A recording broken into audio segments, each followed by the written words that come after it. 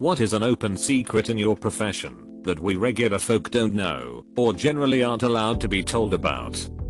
As a freelance ghostwriter, most of my clients are Russian or Middle Eastern men who publish 5 to 10 ghostwritten romance or erotica books a week under female pen names.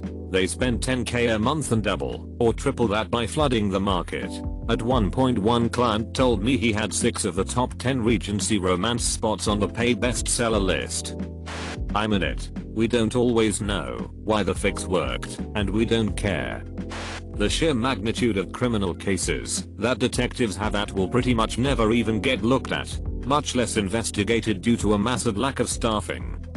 Dummy thermostats are pretty common. It basically works like a placebo where people feel more comfortable when they think they have control over the room temperature. It results in way fewer complaints. I worked as a retailer manager in the past. A customer's attitude and approach is about 99% of the reason someone would help them solve a problem. Sale ended yesterday. Your return is past the date. You want a better price on a clearance item? Be a normal kind person and you'll usually get your way. If you start off being crappy or demanding, then sorry, I can't help you. It's store policy. Your dog or cat is much more comfortable when you are there with them during euthanasia. It's really hard when people say, "It's too hard for me to be here with him," and leave the room for it. It is one of the hardest things ever, but they need you there with them. They look around for you sometimes. That being said, if we do the euthanasia without you, we always have one staff member whose only job during the procedure is to cuddle and comfort your pet and tell them how much their owner loves them and what a good boy they are. We don't actually know how general anesthesia works at the molecular level. There are theories but nothing concrete. If you see 12 different sellers for an item on Amazon, in all likelihood the total number of sellers is probably 3 to 4, all of whom have multiple names selling the same item at different prices. I'm a furniture upholsterer, and the amount of times other professionals just recover the old fabric and filling drives me mental. If you're paying for reupholstery, ask for progress photos. Nobody needs all that nasty old fabric hidden underneath, and it's not fair to the client as they don't necessarily know any better, nor should they have to. Most hospitals are actually crazy trusting about who they release dead bodies to when people die. Oftentimes I show up with just a gurney and someone's name scribbled on a post-it note, and they just let me walk out with somebody's grandma without asking my name or getting ID or anything. The amount of salt and fat in your food, especially at high quality restaurants. We kept a large hotel pan full of clarified butter behind the line. It'd be empty by the end of the night. We know all the websites you are visiting and all the rounds of Minesweeper you are playing while you are at your desk. But as long as you aren't doing anything illegal, we don't care. All hotels have had bed bugs at one point or another. High-end and low-end hotels. What separates the good hotels from the bad ones are how they handle bed bugs once they are discovered. But if you ask the front desk if they have ever had bed bugs, they will typically lie and say no, since most people don't understand how bed bug infestations happen. Classical musician, lots of us at your local symphony are drugged up on beta blockers when we perform. Teacher here. I learned early on in the game that there are a lot of supplies we don't have to pay for if we just know where to look and how to ask nicely. Want to have a lesson about plants? Go to a grocery store/florist a few days ahead and ask if they can set aside their dying flowers for your class. Need cardboard? Ask a store for their old boxes. I've even heard of my colleagues just going to stores and asking for donations and explaining why, and getting new stuff for free. It's amazing how much people are willing to go out of their way to help educate kids. Most people who work in ed support really aren't more tech savvy than the average user. They just know how to Google. I used to work in Daycare. I have worked at several. I'm American. The law in Washington state was 14 toddlers to 2 staff. And most daycares try to run at the maximum amount, which provides a terribly stressful environment for children. Even if you enroll your kid in a daycare with less children to teacher ratio, the daycare is usually trying to raise it, and a couple less kids being there is temporary. State regulations can be bizarre and cause even less ratio of care. For example, every child must have their diaper changed every 2 hours or more, all day, and be documented. Multiply that by 14 kids. So changing all 14 diapers/potty training some every 2 hours for 8-10 hour days. The 2-staff rule is really just one person watching the kids for most of the day, while the other person is changing diapers. A good environment being provided is almost impossible when one person is watching 14 toddlers.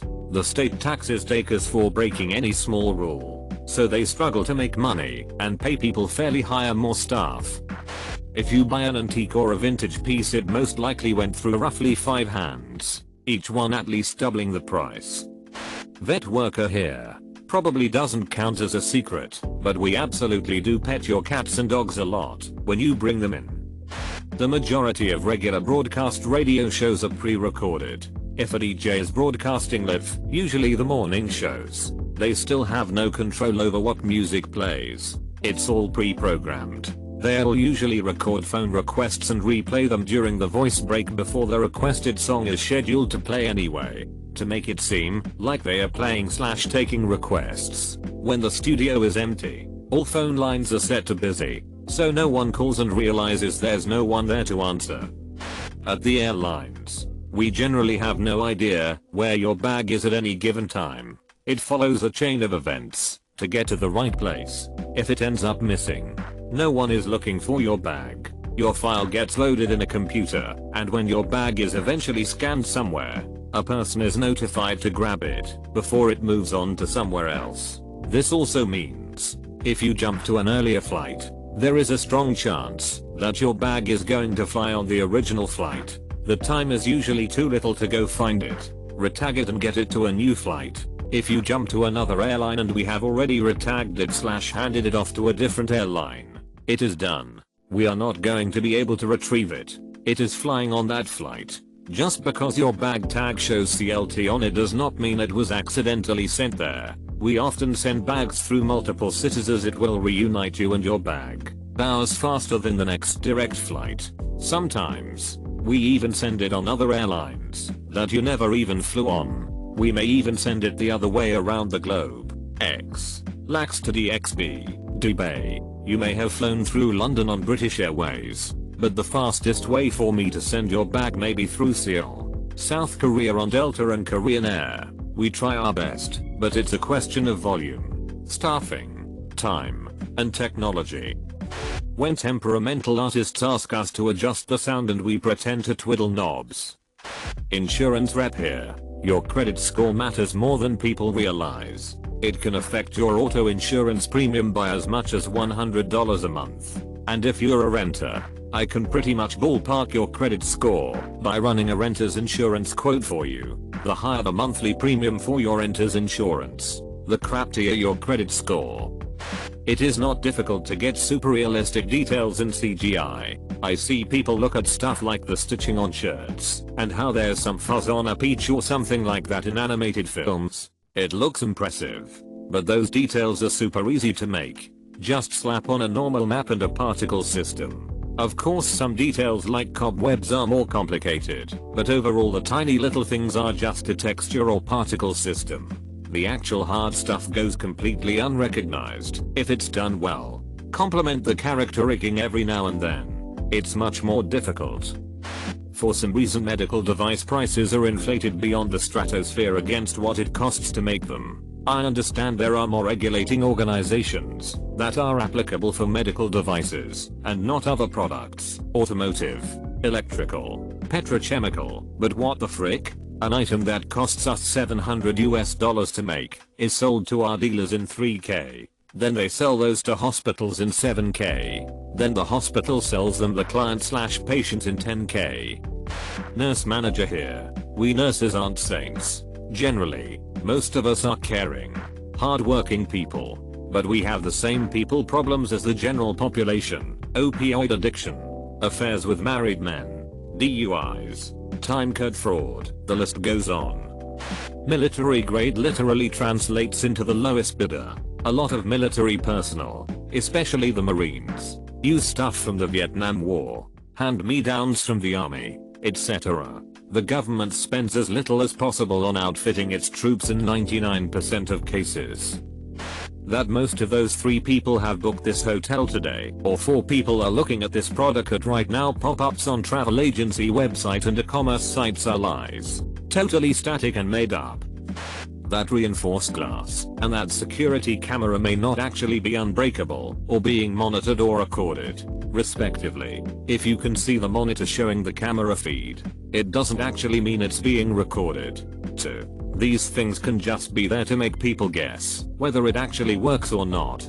Go ahead, roll that dice. People typically just go somewhere where there isn't a camera or glass. Instead, X model, if you're looking at brandless and cheap lingerie online, especially those from country I've worked in, there's a good 60% chance that the models aren't 18. There is no cloud, it's just someone else's computer. Bartender here, we hate everybody. Nursing homes have no freaking clue how to order medication for their residents. Work in telecommunications. 5G does not cause coronavirus. Wash your fruits and vegetables. If a box breaks open and produce falls out, we rebox it and ship it. If you're at a cheap burger place in a poorer part of town or understaffed, there's absolutely a chance people don't wash their hands before cooking or don't wear gloves. I've seen plenty of buns hit the dirty ass floor and still be used. Gallows humor is how many in 911 call centers and emergency services handle some of the crap we deal with. Real estate agents do not believe their job is to get you the best price. To agents, there is an unwritten understanding that you have a realistic expectation when buying a property. They can consult you, guide you, and employ some basic negotiating tactics, but they aren't interested in wheeling and dealing at the chance of a paycheck, even if they make you believe they are hustling hard to find you a diamond deal. If you start to become unrealistic, many agents will just start to frame everything as a great deal and once in a lifetime to get you to buy, to avoid having wasted their time. I can fix most people's computer issues by doing 3 things. 1. Run a free scan from Malwarebytes. 2. Open up msconfig point master of science from typing it in the start menu, then going over to all the services and startup items and turning off so much crap that is either a virus, says unknown, or a blank for the manufacturer name, or unnecessary. You can Google if you don't know, plus click the box that says hide Microsoft to dumb it down a bit. 3. Make them a new user account that doesn't have admin rights. They'll need to put in their admin name and password when they really want to install things. No need to always be logged in as an admin. Clickbait will kill your PC. Then doing a few reboots. I teach this to family. I work at a fabrication shop and the number of times something isn't a spec and still gets sent out is unbelievable. This isn't a secret, but everything is photoshopped. I'm constantly pointing out to people a bad Photoshop job in an ad, and people will say, "What are you talking about? Looks real to me." Trust me, everything is photoshopped, put through a filter, shrunken, stretched, brightened, just to make you want to buy it. My friend is a doctor. He said that hospitals always overcharges the patient. One solution to this is to ask for an itemized invoice, and more often than not, there will be a significant reduction in the invoice. I tried it once and it worked. Edit, spelling/typo. Teachers do have favorites. Do some research before buying paint. Most companies do something called cross-pouring, where one of their more expensive paints is the exact same paint as one of their cheapest. One company, let's call them Durban Chilliams, sells 2 products, Super Paint and A100. They are the exact same paint. The cost difference is about $20/gallon. There's a little Asian 19-year-old in that Mickey outfit. Construction piss bottles everywhere. Teachers have favorites and talk crap about the students they don't like all the time. I was a teacher for 10+ years and ate lunch in the teacher's lounge like 4 times because I just couldn't stand it. I'm talking about kids as young as kindergarten. Same thing with parents. Teachers talk crap about them. But a parent is a common name given to parents who dare to contact teachers about their kids, though parents who call and demand better grades for their kids fully entitled and truly assholes. Usually. If the customer is actually right, someone fricked up. Depending on the state, security guards can't actually detain you, if they suspect you of a crime. 90% of the time your computer trouble is entirely your own fault. Former profession, Catholic school principal, open secret. Private schools lower their costs and increase their test scores by expelling students with special needs or low grades. Anyone with a disability costs extra because you have to spend more on support services. And private schools like to brag about being academically better than public ones. Instead of helping vulnerable kids, many such schools abandon them for better optics and more money. Current profession, tabletop RPG designer, open secret. The pay is crap. You cannot make a living this way unless you are extremely lucky. I have a day job and very understanding wife. What's worse is how some game companies purposefully target folks wanting to break into game design by offering them work at super low rates. $0.03 word is common, but still low. But I've seen a shops offering $0.05 a word, yes, half a cent, or the scam where there's no pay because you'll receive exposure. Going to the hospital by ambulance doesn't mean you'll see a doctor any quicker.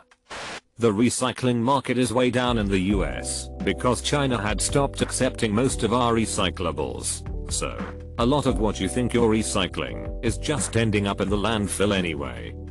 Advertisers can show you ads that are related to what your wife/husband/girlfriend etc. has been looking at online. If you have acknowledged your relationship, appointee marital status on Facebook, and are often in the same location, advertisers assume you're talking about getting a bike or planning a trip etc. and will serve you ads, even if you haven't been the person looking them up. Edit. I should clarify it's not down to the specific advertiser or brand that know all this information about you, and it's not associated with you as an individual, i.e. they don't know your name, but rather it's the program that collects data and sells ad space based on that data. That just because something is patented doesn't make it any good. Stupid crap is patented every day. Your doctor has literally no idea how to perform any lab test that you need. TV shows make it look like the doc just runs down to the empty lab and has results in a moment. But it takes qualified lab technologists to get the tests done. Also, 9 times out of 10, if your doctor or nurse says they need to collect a sample a second time because of something the lab did, it's to cover up that the nurse/doc, messed up something in the collection process. If you take an actual IQ test, your results will rarely, if ever, be provided to you. The only information you will likely receive is whether you are in an average range or not. Whatever the number is, even when very high, the only typically meaningful results are when an individual scores below 70 IQ, or to standard deviations below the mean, which is the cutoff for a diagnosis of an intellectual disability. Also, psychologists are unable to take IQ tests once they are trained to administer them. This might seem obvious, but most don't realize this is the case. The results would be totally invalid. I'm not a therapist myself, but when I was job shadowing at a clinic, the therapists who were on lunch break would gossip about their patients and joke about how screwed up they are. I'm certain that not all therapists do this, but I wouldn't be surprised if this is a common thing. Your kid did not start talking at 4 months old. A first word only counts as such if it is an approximation of a word in the language and used as such. A child saying mama while reaching for her mother counts. A child saying deuce while reaching for juice counts. A child saying daunting while babbling does not count. They have to be intentionally communicating an idea. Addictions counselor here. A lot of police drink too much. A lot of childcare providers use opiates. My family owns a peach garden. Peaches are really delicate fruits. They're soft and watery, perfect for any insect to lay eggs. So you need to take good care of them. But sometimes the weather doesn't care about that, and stuff might happen, so now all your peaches have bugs. What do? You can't sell spoiled peaches, but you need money. Sell them to juice companies for 5 cents a kilo. Enjoy your war peach juice. This isn't only for peaches BTW, any sort of juices like that. Grocery stores make very little money from the middle of the store. Most of the profit comes from the produce department. Yes, we know you're pooling money to get the one person at drinking age to buy you a case of drink. No, we will not honor the transaction, since the cops will be all over our asses. And in the store I work in, yes, the police do check if we are being vigilant. One screw up, and we have to say bye bye to our liquor license. The sauna only gets cleaned out once a week. Twice if you're lucky. Also the pools are never emptied for cleaning, they have filters for that. Essentially a gigantic fish tank for humans. The chlorine sterilized any fecal matter or any form of bile that comes out of the human body. All we do is scoop the chunks and send you all back in.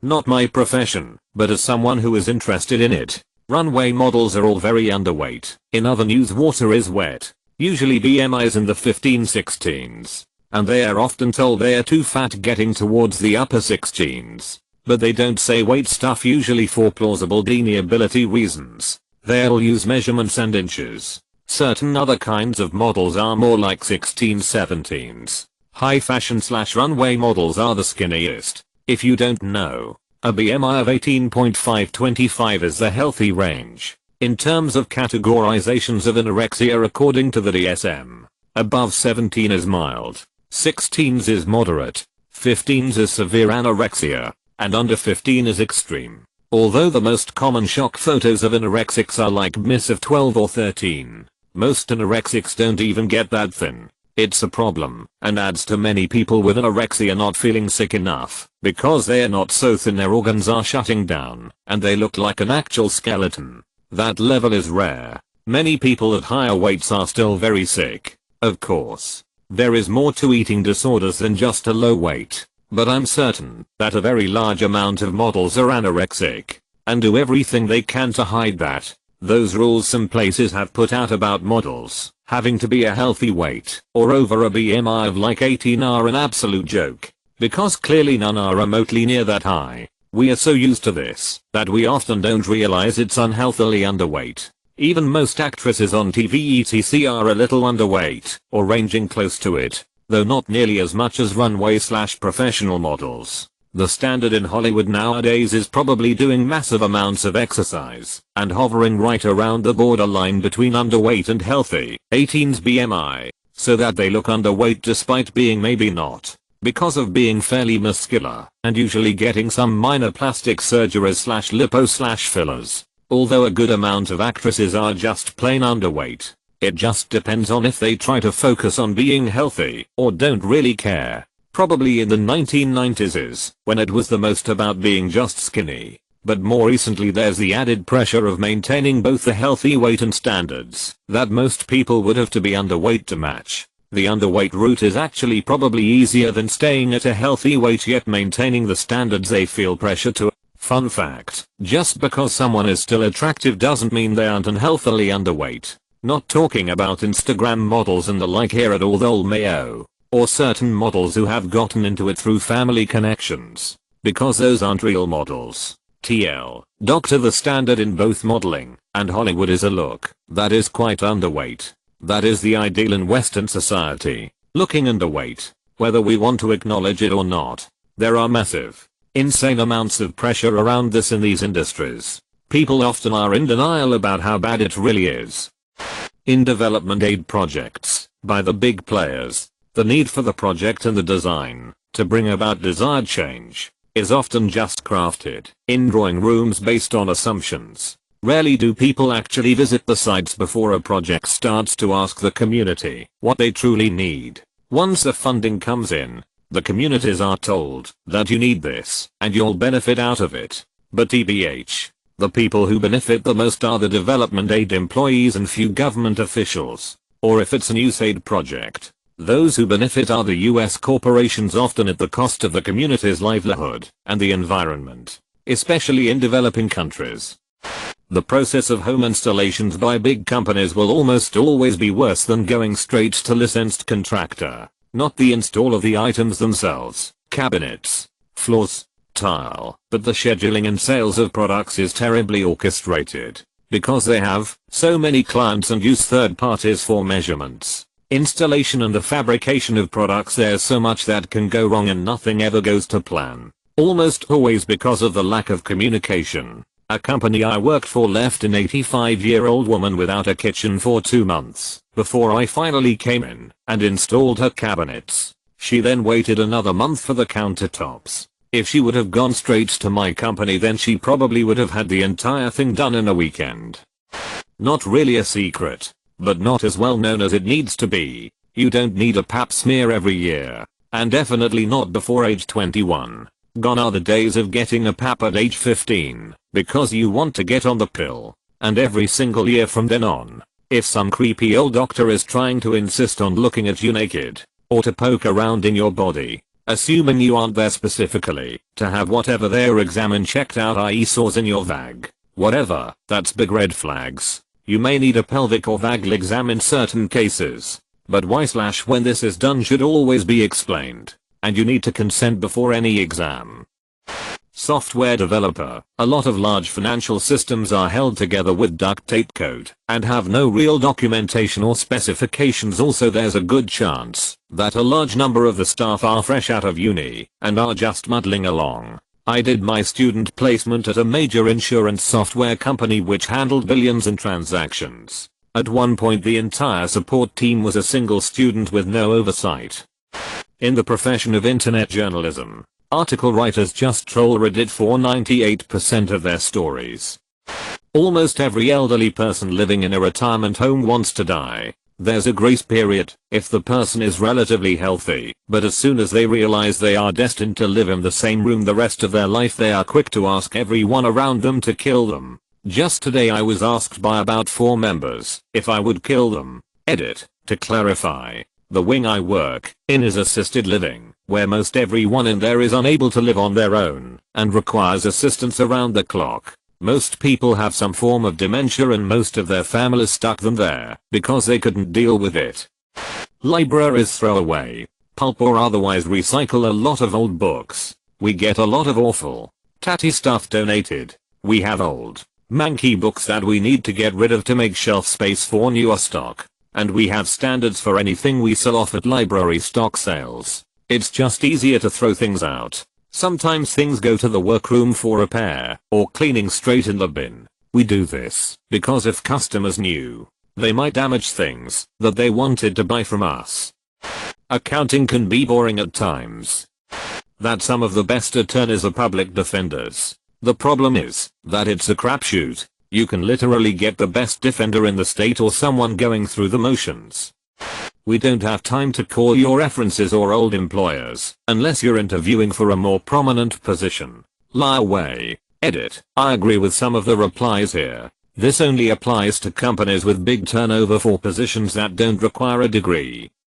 Automotive technician here, and maybe I've been extremely fortunate, but the shop is usually not out to screw you. A lot of the upsells people scream about are the fact that I have to take these parts off. To get to the part 1 have to fix/replace. The parts that came off have 100,000 miles on them. Let me save you labor and replace them now instead of 6 months to a year later. The other upsells that cause people to cry foul are usually maintenance recommended by the manufacturer at that interval. And in my personal experience, when someone is getting screwed at a shop, it's because of a service writer or service manager trying to sell you when needed work, not the mechanic.